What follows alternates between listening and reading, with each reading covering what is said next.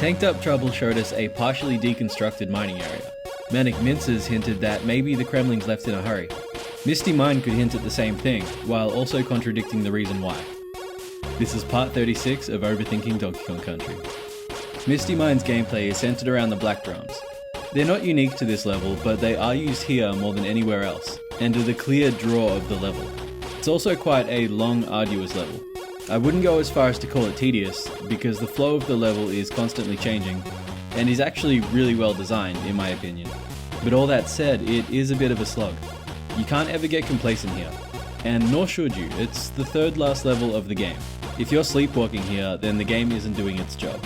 I was going to say something about how Misty Mines is one of the only levels not to be named after its central theme, but after some thought, I think the mist is way more relevant than it seems. It doesn't really affect gameplay at all. It's not like Blackout Basement or Torchlight Trouble, where it obscures your vision. Instead, I think it tells us a lot about the caverns, and the Kremlings' approach to mining in general. There is a short-sightedness in their approach to virtually everything that's evident throughout the game. Maybe short-sightedness isn't the right way to put it, at least if you take into account the theory as to why they took the bananas. But you can't deny they seem to have this way of just acting without thinking of the consequences. What's this got to do with Misty Mine? It's all in the mist. It's kind of an extension of the idea brought up in the last one, but maybe the mist is, well, not toxic, but bad enough that you can't really be down there for any long period of time. Whatever it is, it tells me that the mines aren't ventilated, which means the Kremlings don't know what they're doing, essentially. Oxygen's pretty important. It's one of the top 20 or so things we need to survive. What we've seen throughout the game tells us that the Kremlings are the type to act first and deal with the consequences if or when they arise. It's a minor detail, but looking at chimp caverns as a whole, it's one more piece of the puzzle filled in.